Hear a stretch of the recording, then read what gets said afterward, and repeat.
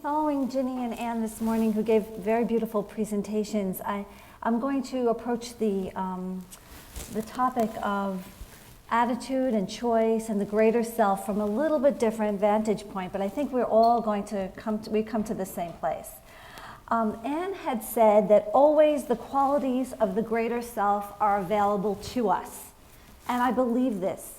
But I would say almost always, and I will explain further what I mean. So virtue is a disposition of choice, and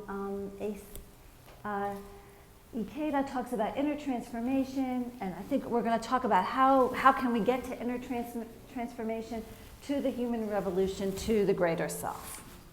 And I'm going to bring to you two theories today by Viktor Frankl. Viktor Frankl was a psychiatrist, and he was an existential philosopher, and he was a death camp survivor.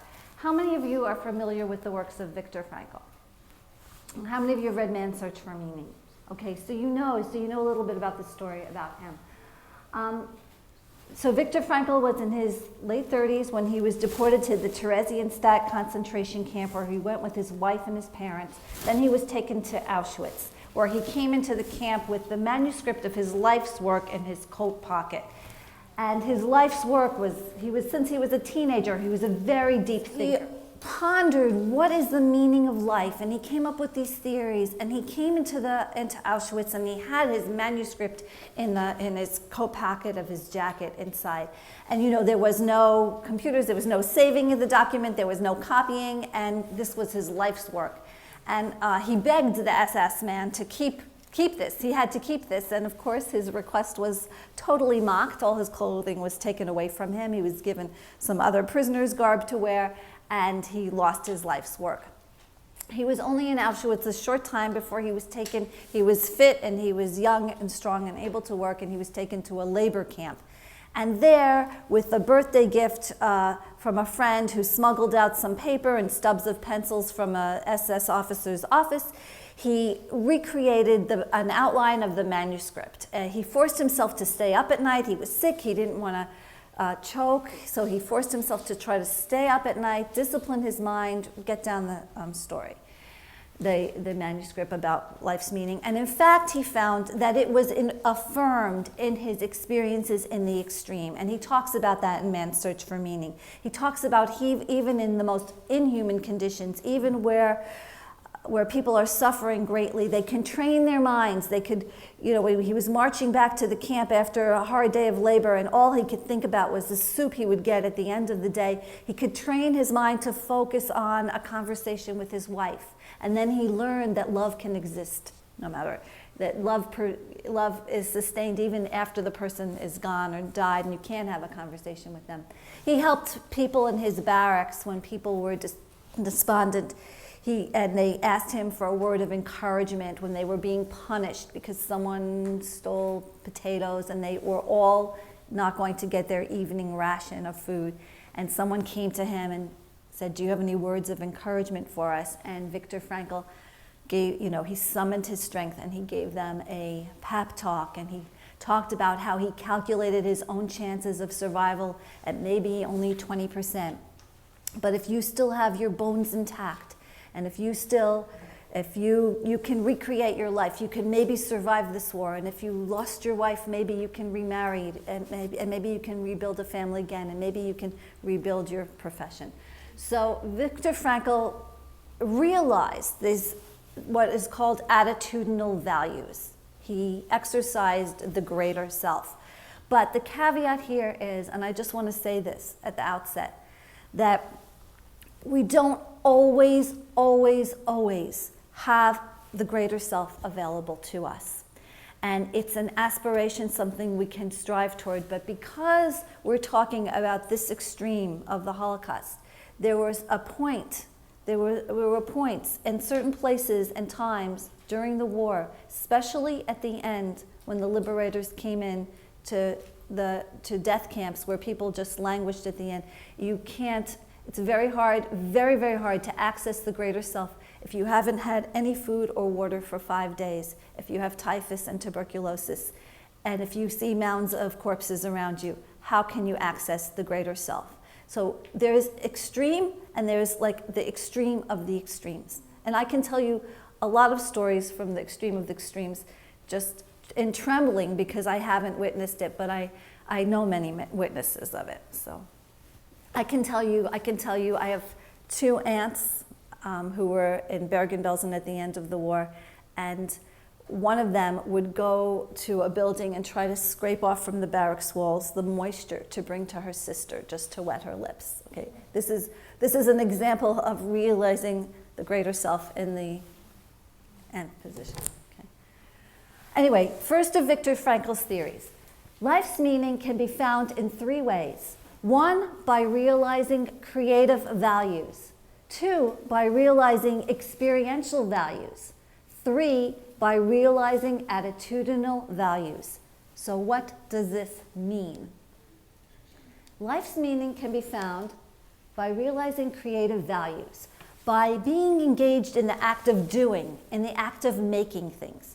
Have you ever had an experience where you were gardening or cooking a meal or building something, where you just got lost in time, where you just experienced this feeling of flow, where you had the skills requisite to do the job and you just, nothing else mattered, like everything else in the world shut out around you. You weren't thinking of the next meal, you weren't thinking of food, you were in this experience of flow. And this is a construct by the Hungarian psychologist Mihaly Csikszentmihalyi. Did I pronounce that right? I'm asking my mother, who knows Hungarian, who helped me. And so this is this is finding meaning in life. You're engaged in doing and creating. Another way in which you can find meaning in life is by passive receiving of that which is good and true and beautiful. Passive. You're not engaged in doing or making something. You're not doing a lesson plan that you're about to teach. You're not preparing a meal for your loved ones. You are not making, but you are enjoying. Maybe you're listening to a good lecture. Maybe you're listening to your favorite music. Maybe you are just enjoying the scenery.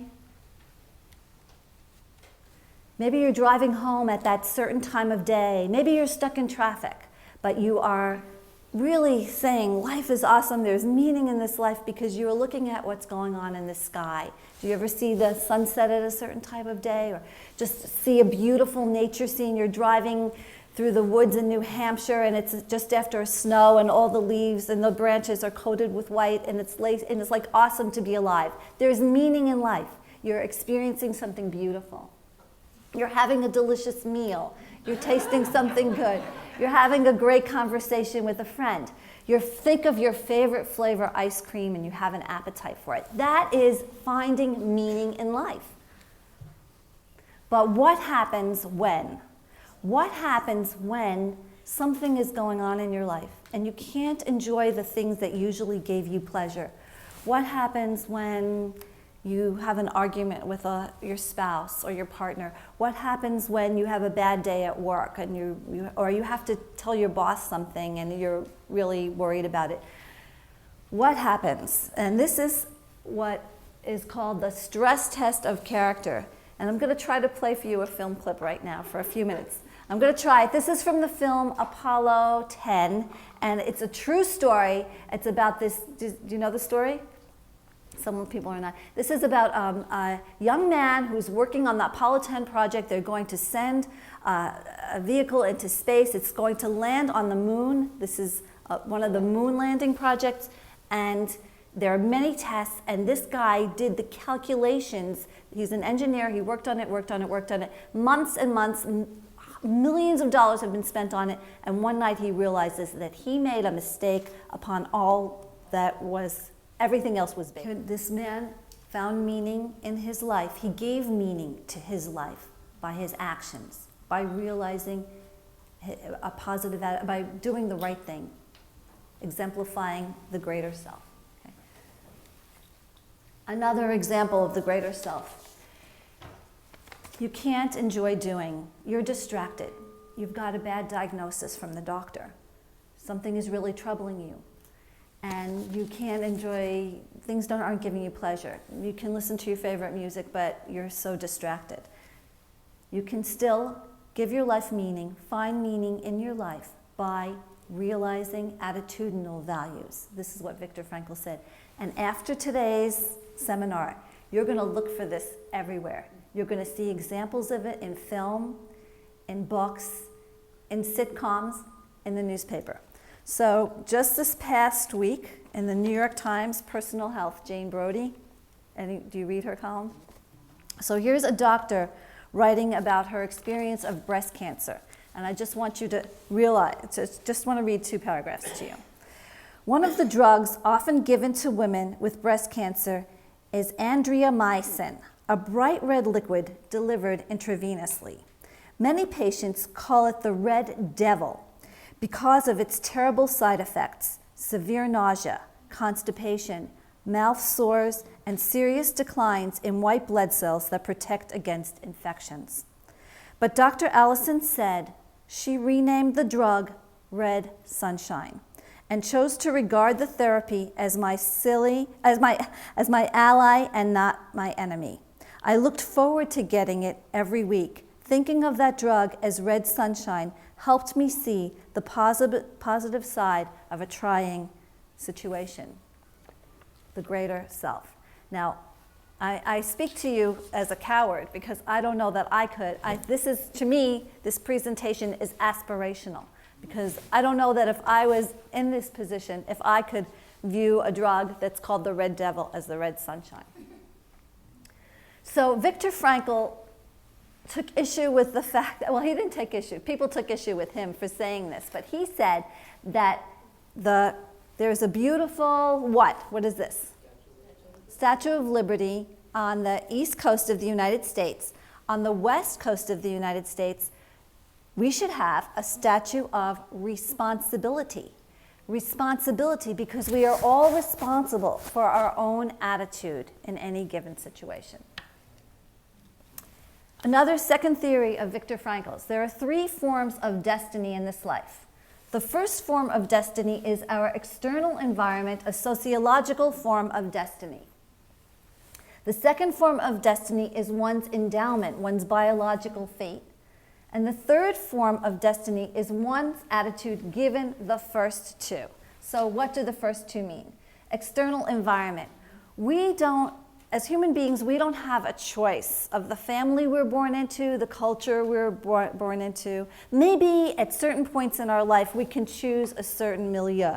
Kids in the United States learn pretty early about the importance in their destiny of their external environment, right?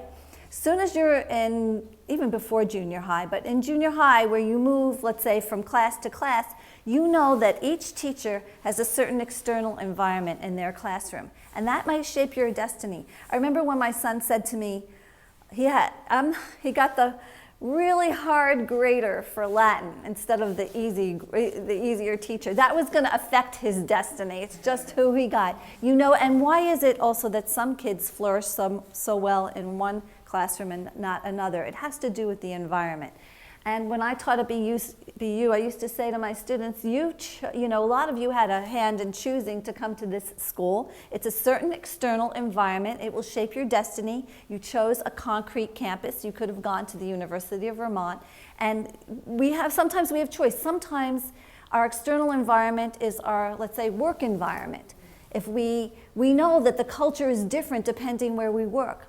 How many of us have had maybe experiences where we get the perfect job on paper, and then we go to this job and we have a boss who creates not a very friendly or warm environment, not a good, and we know sometimes you could change a job and you could go to a place that maybe isn't your first choice workplace, but it's a great environment. It's very collegial, a lot of teamwork, camaraderie, and it's a good place to work. External environment matters enormously in our destiny.